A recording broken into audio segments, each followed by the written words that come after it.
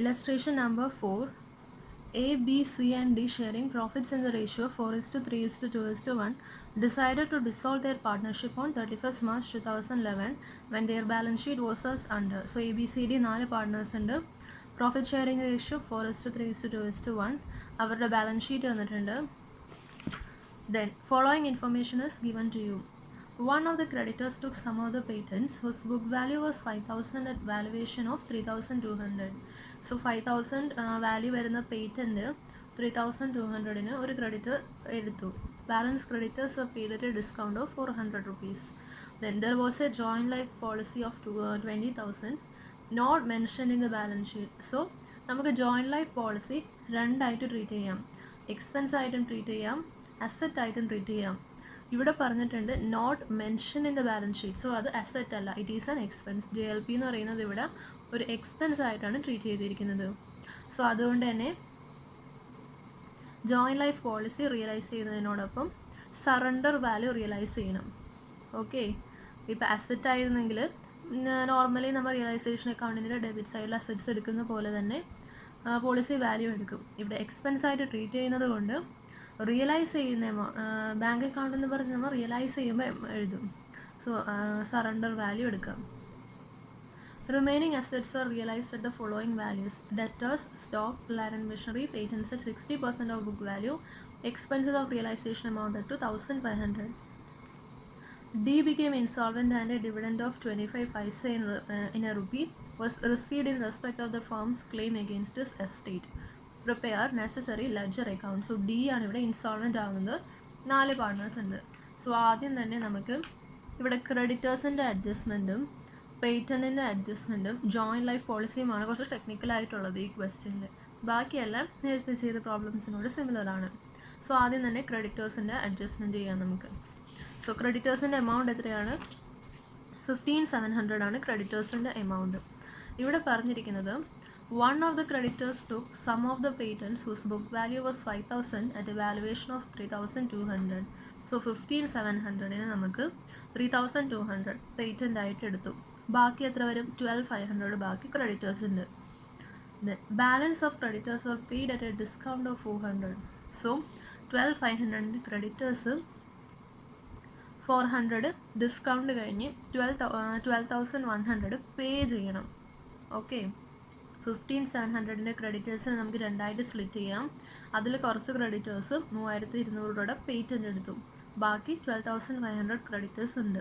So ആ 12,500 ക്രെഡിറ്റേഴ്സിന് 400 rupees ഡിസ്കൗണ്ടിലാണ് പേ ചെയ്യുന്നത്. അതായത് 12,100 ആണ് പേ ചെയ്യുന്നത്. ദെൻ പേറ്റൻറ്റിൻ്റെ കേസ് നോക്കാം ഇനി. Then one of the creditors took some of the patents whose book value was 5,000. So ആദ്യം തന്നെ പേറ്റൻറ്റിൻ്റെ എമൗണ്ട് എത്രയാണ്? പേറ്റൻറ്റിൻ്റെ എമൗണ്ട് 8,000. സോ 8,000 വരുന്ന പേറ്റൻറ്റിന് രണ്ടായിട്ട് സ്പ്ലിറ്റ് ചെയ്യാം. ബുക്ക് വാല്യൂ 5,000 വരുന്നത്. സോ 5,000ൻ്റെ പേറ്റൻ്റ് ആണ്. ബാലൻസ് 3,000 വരുന്നുണ്ട്. ഇത് 5,000 ഇഗ്നോർ ചെയ്യാം because it is take by the creditors. Then patents at 60% of their book value. Patents realise ചെയ്യുന്നത് ബുക്ക് വാല്യൂൻ്റെ 60%ലാണ്. സോ ബാലൻസ് എത്രയുണ്ട്? 3,000 ഉണ്ട്. 3,000ൻ്റെ 60% 1,800 പേറ്റൻസ് റിയലൈസ് ചെയ്യുന്നത്. ഇനി നമുക്ക് റിയലൈസേഷൻ അക്കൗണ്ട് പ്രിപ്പയർ ചെയ്യാം. അതിന് ആദ്യം തന്നെ അസറ്റ്സും ലയബിലിറ്റീസും ടേക്ക് ഓവർ ചെയ്യാം. അസറ്റ്സ് എന്ന് പറയുമ്പോൾ all asset except cash and bank. അപ്പോൾ ഇവിടെ debtors, stock, prepaid expenses, plant and machinery, patents take over ചെയ്യുക. ഇവിടെ ശ്രദ്ധിക്കേണ്ട കാര്യം, ആദ്യം തന്നെ ഇത് നമ്മൾ റിയലൈസേഷൻ അക്കൗണ്ടിലേക്ക് കൊണ്ടുവന്നിട്ട് ക്യാൻസൽ ചെയ്യുന്നതാണ്. സോ പേറ്റൻസും 8,000 വാല്യൂവിൽ തന്നെ ആയിരിക്കണം. ഓക്കെ, 8,000 വാല്യൂവിൽ തന്നെ ആയിരിക്കണം റിയലൈസേഷൻ അക്കൗണ്ടിൽ ഡെബിറ്റിലേക്ക് കൊണ്ടുവരേണ്ടത്. അതേപോലെ തന്നെ ലയബിലിറ്റീസ്, തേർഡ് പാർട്ടി ലയബിലിറ്റീസ് ആണ് റിയലൈസേഷൻ അക്കൗണ്ടിൽ എടുക്കേണ്ടത്. ക്രെഡിറ്റേഴ്സ് തേർഡ് പാർട്ടി ലയബിലിറ്റിയാണ്, 15,700 തന്നെ എടുക്കണം. Then employee provident fund. Employee provident fund എന്ന് പറഞ്ഞാൽ അതും ഒരു തേർഡ് പാർട്ടി ലയബിലിറ്റിയാണ്. It is not a reserve. Employees provident fund എന്ന് പറഞ്ഞാൽ ഒരു തേർഡ് പാർട്ടി ലയബിലിറ്റിയാണ്. സോ 6,300 റിയലൈസേഷൻ അക്കൗണ്ടിൻ്റെ ക്രെഡിറ്റ് സൈഡിൽ എടുക്കണം. ഓക്കെ, ക്യാപിറ്റൽ അക്കൗണ്ട്സ് മാത്രമേ ഉള്ളൂ. ഇനി നമുക്ക് റിയലൈസ് ചെയ്യുന്നത് എത്രയാണെന്ന് നോക്കാം. The remaining assets were realized at the following values: debtors, stock, plant and machinery, patent. എടുക്കാം. Debtors, stock, plant and machinery, patent എടുക്കേണ്ട എമൗണ്ട് എന്ന് പറയുന്നത് അഡ്ജസ്റ്റ്മെൻറ്റ് നമ്മൾ ചെയ്തു, 1800 ആണ് റിയലൈസ് ചെയ്യുന്നത്. അതേപോലെ തന്നെ there was a joint life policy 20,000 and this was surrendered for 4,500. ഇവിടെ JLP is treated as an expense because it is given that it is not mentioned in the balance sheet. So surrender value will be realized. Bank അക്കൗണ്ടിൻ്റെ അടിയിൽ JLP 4,500, total 44,700. ഇനി നമുക്ക് liabilities realise ചെയ്യാം. ക്രെഡിറ്റേഴ്സിനെ നമ്മൾ already പറഞ്ഞു. Creditors 3,200 patent എടുത്തു, അത് ignore ചെയ്യുക, അതിവിടെ കൺസിഡർ ചെയ്യേണ്ട. 12,500 ആണ് ബാക്കി, അത് 400 rupees ഡിസ്കൗണ്ടിൽ 12,100 ആണ് നമ്മൾ പേ ചെയ്തിരിക്കുന്നത്. So bank creditors 12,100. Third party liability next ഏതാണ്? എംപ്ലോയി പ്രൊവിഡൻറ്റ് ഫണ്ട് 6,300, അതും പേ ചെയ്യണം ബാങ്കിൽ നിന്നും പറഞ്ഞ്. Then expenses of realisation amounted to 1,500. So bank expense 1,500. വേറെ ഐറ്റംസ് ഒന്നുമില്ല. സോ നമുക്ക് റിയലൈസേഷൻ അക്കൗണ്ട് ക്ലോസ് ചെയ്യാം, ടോട്ടൽ ചെയ്യാം. ബാലൻസ് വരുന്നത് 23,050 ആണ്. അത് പ്രോഫിറ്റ് ഷെയറിംഗ് റേഷ്യോയിൽ ABCDക്ക് ഡിവൈഡ് ചെയ്ത് കൊടുക്കാം. പാർട്ട്നേഴ്സ് ക്യാപിറ്റൽ അക്കൗണ്ടും ക്യാഷ് ആൻഡ് ബാങ്ക് അക്കൗണ്ടും ആണ്. സോ നമുക്ക് പാർട്ട്നേഴ്സ് ക്യാപിറ്റൽ അക്കൗണ്ട് പ്രിപ്പയർ ചെയ്യാം. ആദ്യം തന്നെ ബാലൻസ് എടുത്തെഴുതാം. സോ ഇവിടെ എയ്ക്കും ബിക്കും ക്രെഡിറ്റ് ബാലൻസ് ആണ്, because it is in the liability side. So by balance brought down AB 40,000, 20,000. Then സിക്കും ഡിക്കും ഡെബിറ്റ് ബാലൻസ് ആണ്, because it is shown on the asset side. C's capital, D's capital. Debit balance ആണ് 3,200, 8,415. ഇനി നമുക്ക് realisation loss carry forward ചെയ്യാം. Realisation loss ABCDയുടെ realisation loss നമുക്ക് journal entry will be partners capital account debtor to realisation. So partners capital അക്കൗണ്ടിൻ്റെ debit സൈഡിൽ realisation എന്നും പറഞ്ഞ് ABCD കാണിക്കാം. ദെൻ ഇവിടെ ക്വസ്റ്റനിൽ സ്പെസിഫൈ ചെയ്തിട്ടുണ്ട് D became insolvent. എവിടെ?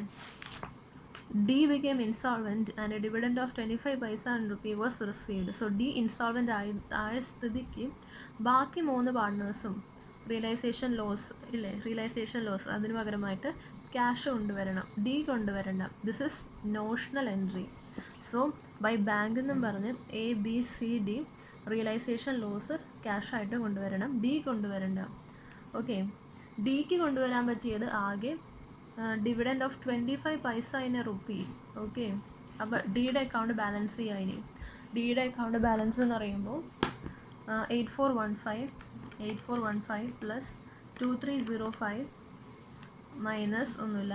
സോ 10,720 ആണ്. അതിന് 25 പൈസയാണ് കൊണ്ടുവരാൻ പറ്റിയത്. ഇൻറ്റു 0.25 ചെയ്യുമ്പോൾ 2680 മാത്രമേ ഡിക്ക് കൊണ്ടുവരാൻ പറ്റുള്ളൂ. സോ ബാങ്ക് എന്നും പറഞ്ഞ് it is A recovery from D 2680. Okay, then അടുത്തതെന്ന് പറയുന്നത് ബാലൻസ് എത്ര D കൊണ്ടുവരണം. സോ 8415 ഡിയുടെ അക്കൗണ്ട് പിന്നെയും ബാലൻസ് ചെയ്യുക. 8415 പ്ലസ് 2305 മൈനസ് 2680. So balance 8040. ആരൊക്കെ കൊണ്ടുവരണം? ഇവിടെയാണ് ശ്രദ്ധിക്കേണ്ടത്. ഗാർണർ വേഴ്സസ് മുറി അപ്ലൈ ചെയ്യുമ്പോൾ ക്രെഡിറ്റ് ബാലൻസ് ഉള്ള പാർട്ട്നേഴ്സ് മാത്രമേ അതിന് കോൺട്രിബ്യൂട്ട് ചെയ്യുള്ളൂ. സോ ഇവിടെ എയ്ക്കും ബിക്കും മാത്രമേ ക്രെഡിറ്റ് ബാലൻസ് ഓഫ് ക്യാപിറ്റൽ ഉള്ളൂ. സോ എയും ബിയും മാത്രമേ അത് എന്ത് ചെയ്യുള്ളൂ, റിക്കവർ ചെയ്യുള്ളൂ. So S and B's capital എന്ന് പറഞ്ഞ് ഡിയുടെ എമൗണ്ട് കോളത്തിൽ 8,040 കൊണ്ടുവരണം. അതേപോലെ തന്നെ ഇവിടെ കറസ്പോണ്ടിങ് എൻട്രിയാണ്, കോൺട്രാ എൻട്രി എന്നും പറയാം. ഡീസ് ക്യാപിറ്റൽ എന്നും പറഞ്ഞ് എയും ബിയും ഏത് റേഷ്യോയിൽ? അവരുടെ ക്യാപിറ്റൽ ഷെയറിംഗ് റേഷ്യോയിൽ. ക്യാപിറ്റൽ ഷെയറിംഗ് റേഷ്യോ എത്രയാണ്? 40,000:20,000, അതായത് 2:1 ആണ് ക്യാപിറ്റൽ ഷെയറിംഗ് റേഷ്യോ. 8,040 അവർ 2:1 റേഷ്യോയിൽ എയും ബിയും കൊണ്ടുവരണം. ഓക്കെ, ദെൻ അത് കഴിഞ്ഞിട്ട് അക്കൗണ്ട് ക്ലോസ് ചെയ്യാം. സോ നമ്മൾ പാർട്ട്നേഴ്സ് ക്യാപിറ്റൽ അക്കൗണ്ട് പ്രിപ്പയർ ചെയ്യുമ്പോൾ ശ്രദ്ധിക്കേണ്ട കാര്യം എന്ന് പറയുന്നത് എന്താണ്? ഒന്നാമത്തേത് realisation loss. Realisation loss insolvent partner കൊണ്ടുവരേണ്ട, ബാക്കി പാർട്ട്നേഴ്സ് ക്യാഷായിട്ട് കൊണ്ടുവരണം. ബാക്കി എല്ലാ പാർട്ട്നേഴ്സും irrespective of whether they have credit or debit balance they have to bring. Okay, അതാണ് 3 പാർട്ട്നേഴ്സും കൊണ്ടുവരുന്നത്. Then Garner versus Murray apply ചെയ്യുമ്പോൾ ക്രെഡിറ്റ് ബാലൻസ് ഉള്ള പാർട്ട്നേഴ്സ് മാത്രം എടുത്താൽ മതി. ഓക്കെ, അതാണ് ഇവിടെ ശ്രദ്ധിക്കേണ്ടതായിട്ടുള്ളത്. Next is bank account prepare ചെയ്യുക. ബാങ്ക് അക്കൗണ്ട് പ്രിപ്പയർ ചെയ്യുമ്പോൾ ഫസ്റ്റ് തന്നെ ബാങ്ക് ബാലൻസ് എടുത്ത് എഴുതുക. ഡെബിറ്റ് ബാലൻസ് ആണ്. Balance brought down 535. റിയലൈസേഷൻ അക്കൗണ്ടിൽ നിന്നും ട്രാൻസ്ഫർ ചെയ്യാം. Realisation account debtor to bank, ഇത് മൂന്നും ആഡ് ചെയ്യാം. So realisation account debtor to bank. Then അതേപോലെ തന്നെ bank account debtor to realisation 44,700. Bank account debtor to realisation 44,700. അതേപോലെ തന്നെ പാർട്ട്നേഴ്സ് ക്യാപിറ്റൽ അക്കൗണ്ടിലെയും എടുത്തെഴുതാം. സോ ഇവിടെ ബാങ്ക് വരുന്നത് S capital debtor, B's capital debtor to bank. So S capital B's capital 34,640 and 17,320. അതേപോലെ തന്നെ bank account debtor to partners capital A B C. B സിയുടെ വരുമ്പോൾ ഇത് ടോട്ടൽ ചെയ്യാം, ഡിയുടെ വരുമ്പോൾ ഇത് എടുത്തെഴുതാം. അപ്പോൾ നമുക്ക് cash or bank account Tally ആയിട്ട് കിട്ടും.